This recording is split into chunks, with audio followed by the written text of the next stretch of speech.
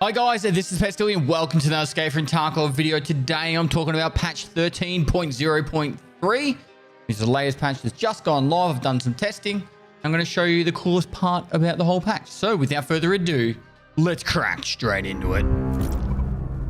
Alright, so the servers went down for approximately 5 and a half hours so they could do the latest patch, being patch 13.0.3. So the major update in this patch, or at least for the new additions to the game, is the rework to the player grouping system. Now, I'm going to read this stuff out, but in the background, you're going to be able to see some of the stuff actually in action. So they reworked the player group system. New system allows to gather your friends in a group in the main menu, being able to use your stash or hideout while the group leader sets up the raid. Group members no longer need to select the raid location, game mode, and time of day. All settings are handled by the group leader. After the group leader sets up the raid, all group members receive a raid invite, and you can cancel the invite if you're not ready. So you pretty much, the person that's the leader, as soon as they're ready to go into a raid, they click like, Escape from Tarkov, PMC, or they can go scav, and it will say as a scav if the person has a cooldown. So you can't, like one of your team members has a cooldown and you can't go in. I think this actually could be quite annoying though, if you want to go into a raid after you're in a raid playing with someone and you die and like, I'll just do a scav run real quick. There might need to be like some sort of override. You just want to go in anyway, because otherwise you're gonna have to leave the group and then regroup up. But yeah, it shows you if there's a cooldown on one of your players having a timer on the scav run. But yeah, then you can go PMC, click the map and the time of day, and then everyone else will get a pop-up that comes up and says, do you want to go into the raid right now? If you're ready, click ready, and it brings you up to the main menu of like queuing into the raid, or it will say not ready. But yeah, it's a lot smoother and it's kind of cool because after the group leader sets up the raid, all group members receive an invite. You can cancel if you're not ready. Then after you finish the raid, you're still in that group. There's no need to regroup up or anything. So if you finish a raid, you just dump all your gear, ready up, finish your everyone's ready. They just click ready and bam, you're straight into it. No, you just got to invite the person. Oh, I've got to back out to my stash. I forgot to get meds.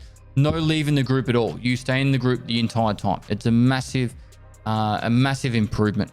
Now, the next thing is in co-op practice mode, you can gather up to 20 people in a group depending on the location. After a raid, the group will stay the same participants that were in it. Only exception is there will be only the first 5 members that will stay in that group. Next is they changed the quest reward skill calculation. So what happened was, for example, the mentor task gives you 3 levels in snipers. It would be 300 skill points, or it technically gives you 3 levels. So if you're at level 10, it would give you to level 13 at the same skill points. But if you're at level, say 4 and you're 15 skill points in, you'd get put to level 7 at still 15 skill points in. What happened was in this most recent patch, they said, no, we're just going to give a flat 100 skill points. And what was happening is it was just annoying a lot of people. So they reverted it to you get 3 full levels. Like I said, if you're at 15 skill points of level 4, you'll be at 15 skill points of level 7. Or alternatively, level 10, you'd go straight to level 13 at the same skill point. Now, there is a big list of fixes in this patch as well. They've fixed it, one of the issues that caused invisible players and bots in the raid. Hopefully, this will be the end of it that we see it, but I have to wait and see. I honestly have not seen a single one, and I have played a fair bit. So either people are taking it way out of context, or maybe it was just primarily with the grouping system, but I generally only play solo and I never ran into a single invisible player, at least that I know of. Fix the incorrect operation of some Oculus audio components that led to some incorrect sound positioning, memory leaks, and reduced performance. This is not the final version of the fixes. We work on improving the sound system and adjusting positioning of the sounds and locations. Will continue in future updates. Look, take it for what it is. If they've made it a big improvement, wonderful. If they haven't, it is what it is. I don't know if they would ever consider going back to previous systems because they've obviously invested time into this. But at this point in time, let's just hope the memory leak at least is fixed, that we don't have to reopen the game every 3 to 5 raids. Adjusted the geometrical sound positioning system on the labs location.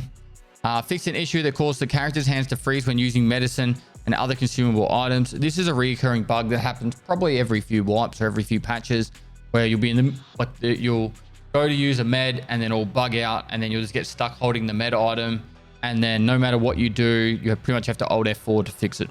Now, also, if you get some sort of weird bug, like your gun's not shooting properly or reloading properly, or the gun's like hold up on a weird angle and you can't fix it, Generally, Alt F4ing and rejoining the raid fixes it. Just run to a bush, hide somewhere, and then do it that way. But yeah, just file a bug report, use the launcher, submit your logs with it, and hopefully they'll get them fixed. Adjusted the optimize the visuals of light sources on the streets of Tarkov location. Fix AI behavior issues of Zerachi and his guards that led him to not attacking hostile players at short distances. Fixed the visual clipping of specific chest rigs while using Glock pistols. Fix the incorrect icons for specific weapon attachments and ammo. Right, fix the incorrect animation of wristwatches on bear character models. Now, I don't know if this means that the watch is going to move slower or that's it. That's the only thing though. You'd have a bear and the watch and it'd be like that. I don't know if it's going to be any different. That's probably my assumption. That's what they've fixed. Fix the possibility of group members spawning in different spawn locations in an online mode after playing in co-op. So what was happening is you'd go into a co-op offline mode. And then when you went to go into an online mode, for some reason, it would say, oh, you're going to spawn a big red and the other person's going to spawn a boiler on customs. And you'd be like, fuck. But, you know, they fixed it. So no problems there now.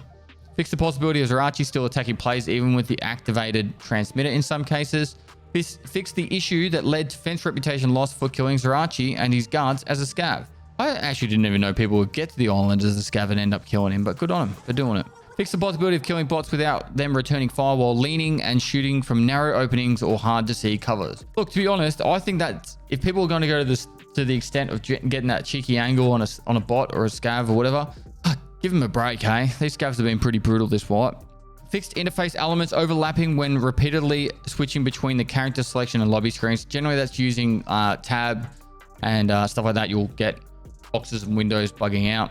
Fix the issue of the error 228 when using the gym and the hideout. That's pretty common on this. What would happen is you'd use the hideout, the gym in the hideout, and you'd do the workout, and then you'd run out of energy or hydration. And then the second time, before you did another attempt, you would drink and eat. You'd go to use it again, and then you get that error 228, and it would boot you back to the main menu section, and it was just all clusterfuck. So fixed. Fix an incorrect airdrop position on specific locations.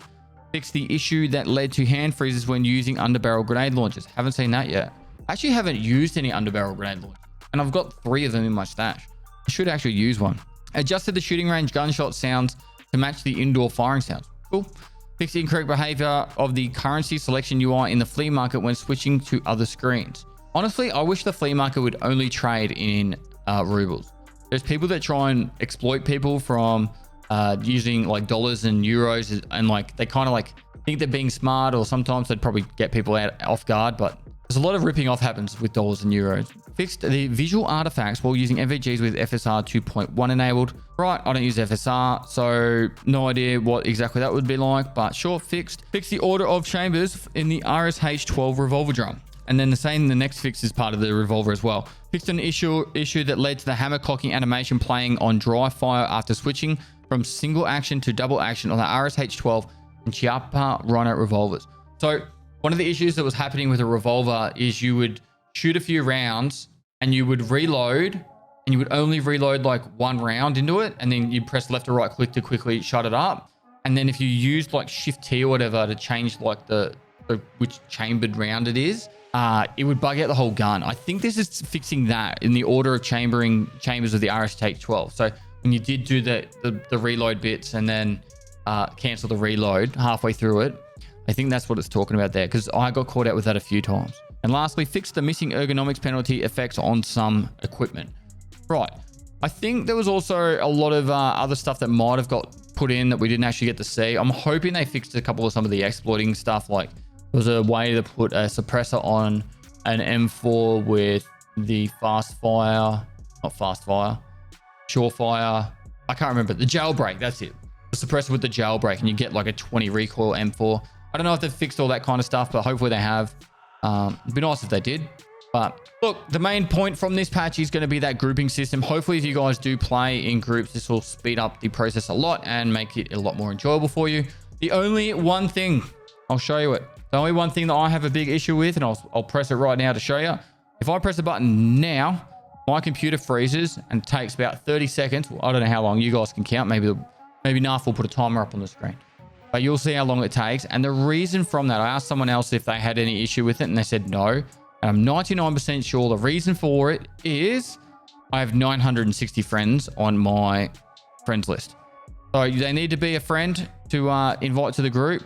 And as you see here, I have a lot of friends. So I'm just a cool kid. No, actually, it's just, I don't know. It's the reason I have a lot of friends. Yeah. Because of that, it gets stuck and I have to wait like 30 seconds and it's kind of annoying, but it is what it is. Anyway, I hope you guys enjoyed this video. Use your drill, like and subscribe.